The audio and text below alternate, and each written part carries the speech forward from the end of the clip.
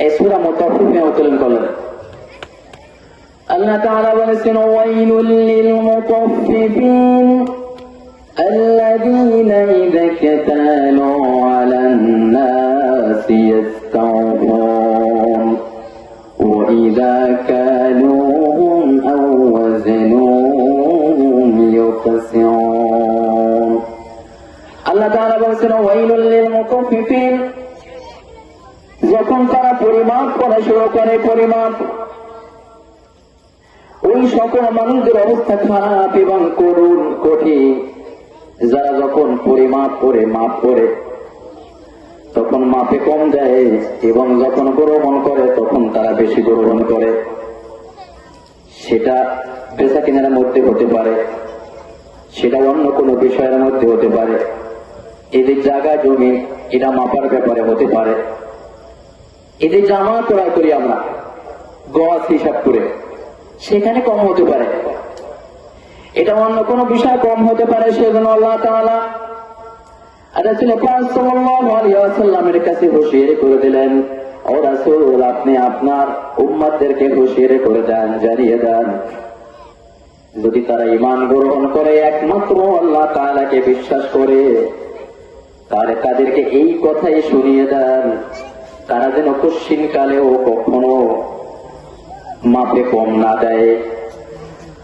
আল্লাহ তাআলা যখন এই আয়াত অবতীর্ণ করলেন, অবতীর্ণ করার পরে তৎকালীন মদিনার লোকজন, বিশেষ করে যারা ঈমান গ্রহণ করেছে, মুসলমান হয়েছে, এমন ভাবে, এমন কঠিন ভাবে আল্লাহ তাআলার উপরে ঈমান গ্রহণ করলেন আর এই কথার উপরে বিশ্বাস করলেন, এখন পর্যন্ত ওই মক্কা এবং মদিনার ভিতরে এই কোরআনের আয়াত অনুযায়ী তারা জীবন যাপন করেন এবং মাপে কম দেন না, এবং যখন গ্রহণ করেন তখনও বেশি গ্রহণ করেন নাই।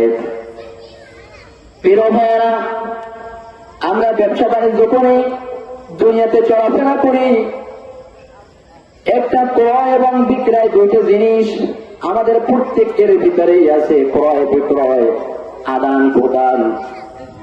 এই ক্রয় বিক্রয় এবং আদান প্রদানের মধ্য থেকে আমাদেরকে সবচেয়ে বড় একটা জিনিস ভাবতে হবে যে আমরা কখনো বেশি গ্রহণ করব না, এবং যখন গ্রহণ করব তখন বেশি নেব না, আর যখন অন্য মানুষকে আমার সম্পদ দেব তখন কোনোদিন কম দেব না। এটাই হলো মুসলমানের পরিচয়। আজ দেখা যায় এমন এমন মানুষ দুনিয়াতে রয়েছেন যে ভালো মন্দের সাথে মিক্স করে কিছু মন্দ এবং কিছু ভালো, এগুলি একত্রিত করে তারপরে মানুষের সামনে উপস্থাপন করেন যে আমার এই মালটি ভালো, তোমরা গ্রহণ করুন, আপনারা গ্রহণ করুন। প্রিয় ভাই, এই বিষয়টি মূলত আমাদের ব্যক্তিগত বিষয়। যে যতটুকু খারাপ করব তাকে আল্লাহ তাআলার কাছে ততই নিকৃষ্ট হয়ে উপস্থাপিত হতে হবে।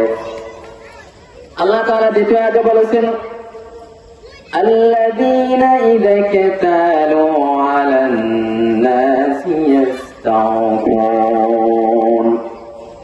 আর সেই সকল লোকজন যারা গ্রহণ করে তখন বেশি নেয়। এই বেশি নেওয়ার কারণে তাদের অবস্থা খুব করুণ কঠিন হবে, আর বেশি নেওয়া যাবে না। যারা বেশি নেবে না, যারা ঠিক মতো নেবেন, গ্রহণ করবেন, তাদেরকে আল্লাহ তাআলা একমাত্র নৈকট্যবান বান্দা হিসাবে প্রকাশিত করে দিয়েছেন। তৃতীয় নম্বর আয়াতে আল্লাহ তাআলা বলেছেন ওয়াইযা কালুহুম আও ওয়াজনুহুম ইউখসিরুন, এবং যখন তাদের জন্য মেপে আনার ওজন দেওয়া হয়, মেপে আনা হয়, তখন তারা বেশি বেশি গ্রহণ করে।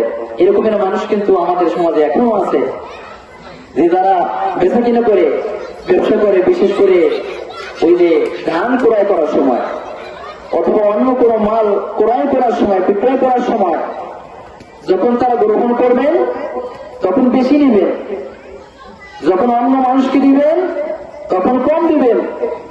প্রিয় ভাই, আজকে মাহফিল থেকে একটা জিনিস আমরা শিখবো, সেটা হলো এই যে ক্রয় বিক্রয়ের বিষয়ে আমরা খুব সুন্দর সচেতন থাকবো, সজাগ থাকবো। এছাড়া কিন্তু আমাদের কোনো উপায় নেই। আল্লাহ তাআলা বলেন আলা ইয়াযুন্নু উলাইকা আন্নাহুম মাবউসুন, তারা কি চিন্তা করে না যে তারা পুনরুত্থিত হবে?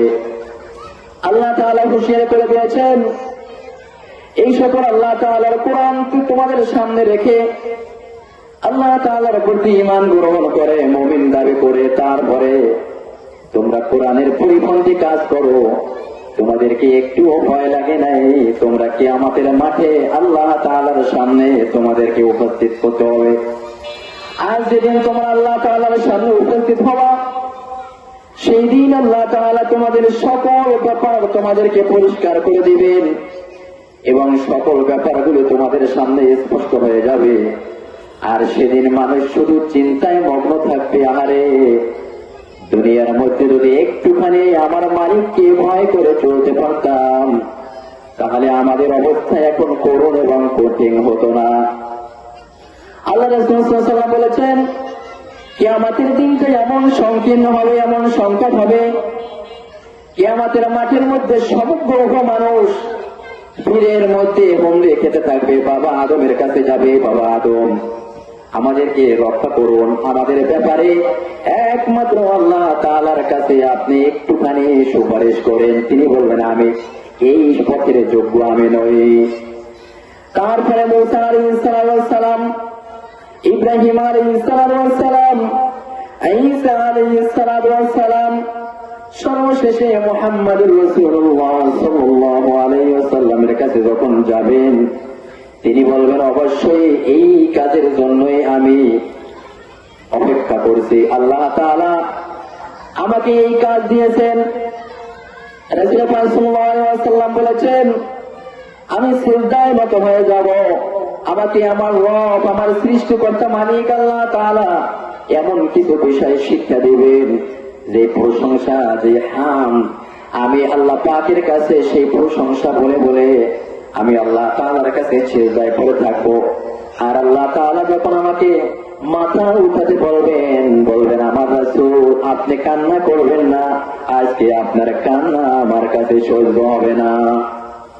প্রিয় ভাই, আমরা দুনিয়াতে যতক্ষণ পর্যন্ত আমাদের হায়াত থাকবে, যতক্ষণ পর্যন্ত আমাদের ঈমান থাকবে, যতক্ষণ পর্যন্ত আমাদের দেহের মধ্যে প্রাণ থাকবে, ততক্ষণ পর্যন্ত আমাদেরকে কোরআনকে আমাদের সংবিধান হিসেবে গ্রহণ করতে হবে। অন্যথায় আমাদের কিয়ামতের দিন আল্লাহর রাসূলের কাছে গিয়ে ওই যে বিশাল সুপারিশের আশা কিন্তু আমরা করতে পারি নাই। এজন্য আল্লাহ তাআলা বলেছেন, আলা ইয়াযুন্নু উলাইকা আন্নাহুম মাবউসুন লিয়াউমিন আযীম। তারা কি ভাবে না, তারা কি চিন্তা করে না, লিয়াউমিন আযীম, সেই মহান দিবসে তারা উঠবে। মহান দিবস, মানুষের অবস্থা এমন হবে, মানুষ নগ্ন অবস্থায় থাকবে, কোন মানুষের পরনে কোনো পোশাক থাকবে না, পায়ে কোনো জুতো থাকবে না, মাথায় কোনো কিছু থাকবে না, এমনি করে এক এক করে মাথার কিঞ্চিত পরিমাণ উপরে সূর্য থাকবে। আর সেখানে ভয়াবহ অবস্থা, হুঙ্কার, জাহান্নামের হুঙ্কার, সেখানে খুব কঠিন অবস্থা, মানুষ চিন্তায় এমন বিশালভাবে মগ্ন থাকবে, তাদের কোনো উপায় থাকবে না, তারা শুধু বেহুশ অবস্থায় থাকবে। এজন্য প্রিয় ভাইয়েরা, আজকে মাহফিল থেকে একটা জিনিস শিক্ষা নিতে হবে। আমরা দৈনন্দিন জীবনে বেচা কিনা করি, আমরা দৈনন্দিন জীবনে চলাফেরা করি, মাপ করি, তরল পদার্থ মাপ করি এবং ফিতা দিয়ে মাপ করি, ওজন দিয়ে মাপ করি, পালা দিয়ে মাপ করি। সকল বিষয় আমাদের সৃষ্টিকর্তা মালিক আল্লাহ তাআলাকে ভয় করে আমাদেরকে একটা জিনিস সামনে রাখতে হবে যে আমি কিয়ামতকে ভয় করি, আল্লাহ তাআলাকে ভয় করি। এই কোরআনের পরিপন্থী কাজ আমাকে দিয়ে হবে না। আল্লাহ তাআলা অন্যত্র বলেন, ইয়াউমা ইয়াকুমুন নাসু লিরাব্বিল আলামিন, সেদিন সমস্ত মানুষ দাঁড়াবে জগৎ সমূহের রবের কাছে। সমগ্র বিশ্বের বুকে যত মানুষ রয়েছে সব মানুষগুলো আস্তে আস্তে করে উঠবে এবং তার রবের কাছে আল্লাহ তাআলার সামনে দাঁড়াবে, এমন করে দাঁড়াবে যে আজকে হিসাব দিবস, আজকে সেই বিশাল দিন, এই দিনের কথাই আল্লাহ তাআলা আমাদেরকে বলেছিলেন কোরআনে পাকের মধ্যে। প্রিয় ভাইয়েরা, এই দুনিয়ার সংক্ষিপ্ত জীবনে আমাদেরকে এমন শিক্ষা গ্রহণ করতে হবে, আমাদের জীবনকে এমন করে তৈরি করতে হবে, আমাদের ছেলে সন্তান, আমাদের ঘর থেকে শুরু করে, আমাদের গ্রাম এলাকা থেকে শুরু করে, রাষ্ট্রীয় জীবন থেকে শুরু করে, যতক্ষণ পর্যন্ত আমাদের শক্তি থাকবে, যত জায়গায় আমাদের শক্তি থাকবে, যত জায়গায় আমাদের সাহস থাকবে, কর্ম করার মতো যোগ্যতা থাকবে, তত জায়গায় আমাদেরকে এই কোরআনকে প্রশস্ত করার চেষ্টা করতে হবে। এটার নামই হলো মুসলমান। আল্লাহ তাআলা বলেছেন, ওয়ামা আদরাকা মা সিজ্জিন কিতাবুম মারকুম ওয়াইলুন ইয়াওমাইযিন লিল মুকাজ্জিবিন। ওয়ামা আদরাকা মা সিজ্জিন, আল্লাহ তাআলা বলেছেন সিজ্জিন কি আপনি জানেন? রাসূল পাক সাল্লাল্লাহু আলাইহি ওয়াসাল্লাম বলেছেন সিজ্জিন কি আপনি জানেন? তারপরে বলছেন কিতাবুম মারকুম, এটা হচ্ছে লিপিবদ্ধ পুস্তক, যেখানে লেখা হয় দুনিয়ার মানুষ যেখানে যায়, যা কিছু করে সব কিছু লেখা হয়। এমনি করে আল্লাহ তাআলা রাসূলকে বলে দিয়েছেন, ওয়ামা আদরাকা মা সিজ্জিন, সিজ্জিন কি আপনি জানেন? এটা হলো এমন একটা অবস্থা, এমন একটা জায়গা যেখানে একটা খাতা, যেখানে একটা লিপিবদ্ধ করার একটা স্থান, সেখানে লেখা হয় দুনিয়ার মানুষ ভালো করুক অথবা মন্দ করুক, তিনি আল্লাহ তাআলার জন্য করুক নাকি অন্য কোনো কিছুর জন্য করুক, যা কিছু করুক সব কিছু লেখা হইতেছে। আর কি আমাদের দিন আল্লাহ তাআলা প্রত্যেক বান্দাকে জানিয়ে দিবেন, ও দুনিয়ার গোলাম, দুনিয়াতে যতক্ষণ পর্যন্ত তোমার হায়াত ছিল, যতক্ষণ পর্যন্ত তোমার শক্তি ছিল, তুমি যা করেছো সব কিছু লেখা হয়েছে। আজকে কিয়ামতের দিন তুমি উপভোগ করো, তুমি ভালো করেছো কি মন্দ করেছো।